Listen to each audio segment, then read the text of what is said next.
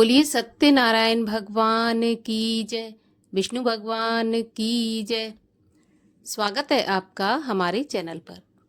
आज की इस वीडियो में आप सुनेंगे पूर्णिमा तिथि के शुभ अवसर पर सुनी जाने वाली सत्यनारायण व्रत की कथा। हमारे चैनल पर आपको सभी प्रकार की व्रत कथाएं सुनने को मिलेंगी।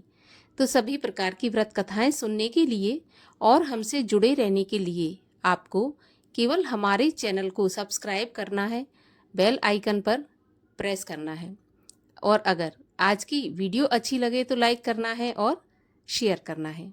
तो चलिए अब हम शुरू करते हैं सत्यनारायण व्रत की कथा।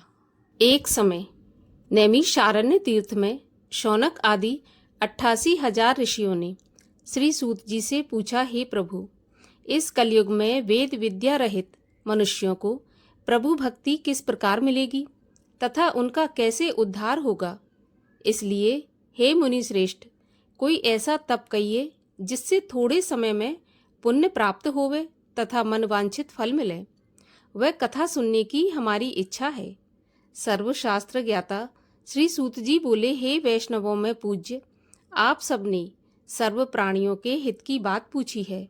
अब मैं उस श्रेष्ठ व्रत को आप लोगों से कहूँगा जिस व्रत को नारद जी ने लक्ष्मी नारायण से पूछा था और श्री लक्ष्मीपति ने मुनि श्रेष्ठ नारद से कहा था। सो ध्यान से सुनो। प्राचीन काल में काशीपुरी में एक अति निर्धन और दरिद्र ब्राह्मण रहता था। वह भूख प्यास से व्याकुल हो भटकता फिरता था। एक दिन उसकी दशा से व्यथित होकर विष्णु भगवान ने बूढ़े ब्राह्मण के रूप में प्रकट होकर ब्राह्मण को सत्यनारायण व्रत का विस्तार पूर्वक विधि विधान बतलाया और अंतर्ध्यान हो गए। ब्राह्मण अपने मन में श्री सत्यनारायण व्रत करने का निश्चय करके घर लौट आया और इसी चिंता में उसे रात भर नींद नहीं आई। सवेरा होते ही वह सत्यनारायण के व्रत का संकल्प करके भिक्षा मांगने के लिए चल दिया। उस दिन उसे थोड़े से ही परिश्रम से बहुत अधिक धन धान्य भिक्षा में प्राप्त हुआ। सायंकाल घर पहुंचकर उसने बड़ी श्रद्धा के साथ श्री सत्यनारायण भगवान का विधि पूर्वक पूजन किया। भगवान सत्यदेव की कृपा से वह थोड़े ही दिनों में धनवान हो गया। वह जब तक जीवित रहा तब तक महीने के महीने सत्यनारायण का व्रत और पूजन करता रहा और देह छोड़ने के बाद वह विष्णु लोक को गया। सूत जी पुनः बोले कि एक दिन वह ब्राह्मण अपने बंधु बांधवों के साथ बैठे ध्यान मग्न हो श्री सत्यदेव की कथा सुन रहे थे। तभी भूख प्यास से व्याकुल एक लकड़हारा वहां पर जा पहुंचा। वह भी भूख प्यास भूलकर कथा सुनने बैठ गया। कथा की समाप्ति पर उसने प्रसाद ग्रहण किया और जल पिया।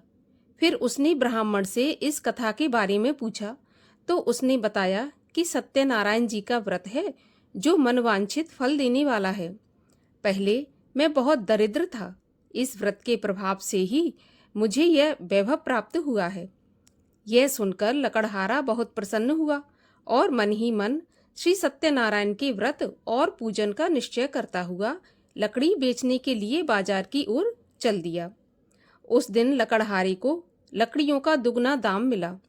उन्हीं पैसों से उसने केले, दूध, दही आदि पूजन की तमाम सामग्री खरीद ली और घर चला गया। घर पहुंचकर उसने अपने कुटुंबियों और पड़ोसियों को बुलाकर विधि पूर्वक सत्यनारायण भगवान का पूजन किया। भगवान सत्यनारायण की कृपा से वह थोड़े ही दिनों में संपन्न हो गया। सूत जी ने फिर कहा कि प्राचीन काल में उल्कामुख नाम का एक राजा था। वह और उसकी रानी दोनों बड़े धर्मनिष्ठ थे। एक समय राजा रानी भद्रशिला नदी के किनारे श्री सत्यनारायण की कथा सुन रहे थे कि एक बनिया भी वहां पर आकर पहुंच गया। उसने रत्नों से भरी अपनी नौका को एक किनारे पर लगा दिया और स्वयं पूजा की जगह पर बैठ गया। वहां का चमत्कार देख उसने राजा से इसके बारे में पूछा तो राजा ने बताया कि हम विष्णु भगवान का पूजन कर रहे हैं। यह व्रत सभी मनोकामनाएं पूर्ण करने वाला है।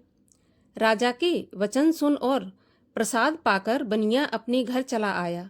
घर पहुंचकर उसने अपनी पत्नी से व्रत का सारा वृत्तांत कहा और संकल्प किया कि मैं भी संतान होने पर यह व्रत करूंगा। उसकी पत्नी का नाम लीलावती था। सत्यदेव की कृपा से वह कुछ ही दिनों बाद गर्भवती हो गई और 10 महीने पूरे होने पर उसने एक कन्या को जन्म दिया। कन्या का नाम कलावती रखा गया और वह चंद्रमा की कलाओं के समान नित्य प्रति बढ़ने लगी। एक दिन अवसर पाकर लीलावती ने अपने पति को सत्यदेव का व्रत करने की बात याद दिलाई तो उसने कहा कि मैं यह व्रत कन्या के विवाह के समय करूंगा। यह कहकर बनिया अपने कारोबार में लग गया। जब कन्या विवाह के योग्य हो गई तो उसने दूतों द्वारा खोज करवाकर कंचनपुर नगर के एक बनिए के सुंदर, सुशील और गुणवान बालक के साथ उसका विवाह कर दिया। फिर भी बनिए ने सत्यनारायण का व्रत नहीं किया। इससे श्री सत्यनारायण अप्रसन्न हो गए। कुछ दिनों के बाद बनिया अपने दामाद को साथ लेकर समुद्र के किनारे रत्नसारपुर में व्यापार करने लगा। एक दिन रत्नसारपुर के राजा चंद्रकेतु के खजाने से चोरों ने बहुत सा धन चुरा लिया। राजा के सिपाही चोरों का पीछा कर रहे थे। चोरों ने जब देखा कि सिपाहियों से बचना कठिन है तो उन्होंने राजकोष से चुराए हुए तमाम धन को एक जगह पर फेंक दिया और स्वयं भाग गए। वहीं पर बनिए का डेरा था।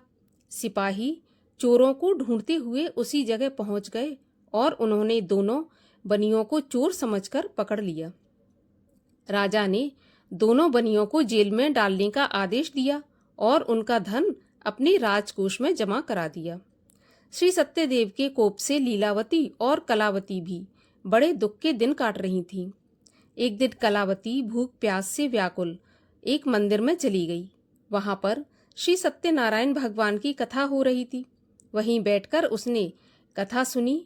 प्रसाद लेकर रात होने पर घर पहुंची तो माँ ने देरी से आने का कारण पूछा तो उसने सारी बात बता दी।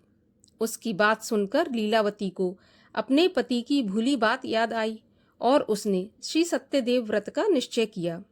उसने अपने बंधु बांधवों को बुलाकर श्रद्धापूर्वक कथा सुनी और विनम्र भाव से प्रार्थना की कि मेरे पति ने संकल्प करके जो भी आपका व्रत नहीं किया है उसी से आप अप्रसन्न हुए थे।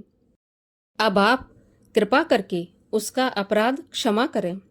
लीलावती की प्रार्थना से श्री सत्यदेव प्रसन्न हो गए। उसी रात्रि में सत्यदेव भगवान ने राजा चंद्रकेतु को स्वप्न में दर्शन देकर कहा कि प्रातःकाल होते ही दोनों बनियों को जेल से छोड़ दो और उनका सारा धन उन्हें लौटा दो, वरना पुत्र पौत्र सहित तुम्हारा सारा राज्य नष्ट हो जाएगा।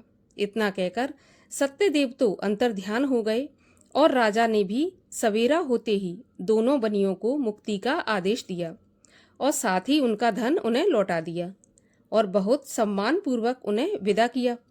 दोनों बनिए आनंदित हो अपनी नौका लेकर घर की ओर चल पड़े।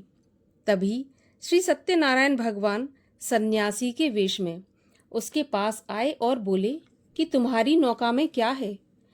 तब बनिए ने हंसते हुए उत्तर दिया कि नौका में तो लता पत्रों के सिवा और कुछ भी नहीं है।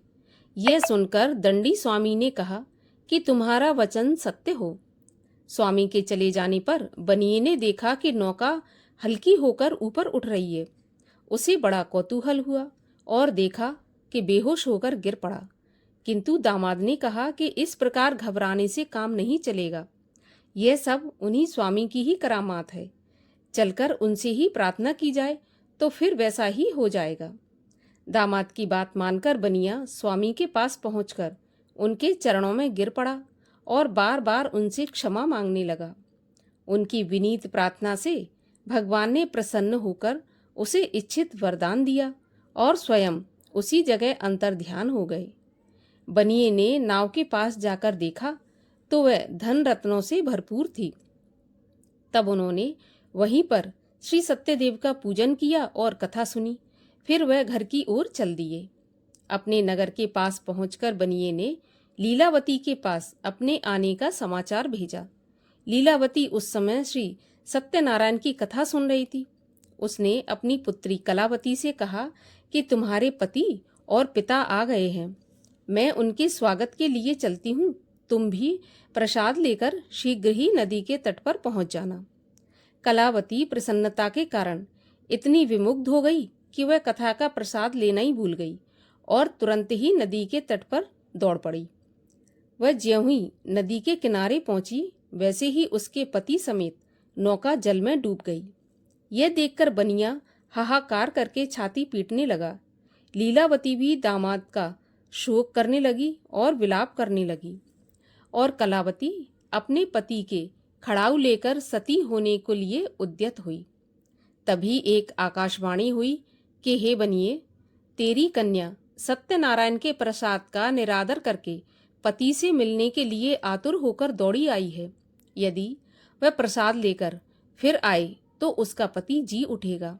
यह सुनकर कलावती घर की तरफ दौड़ गई और श्री सत्यनारायण का प्रसाद लेकर नदी के किनारे आई तो क्या देखती है कि उसके पति सहित नौका जल के ऊपर तैर रही है।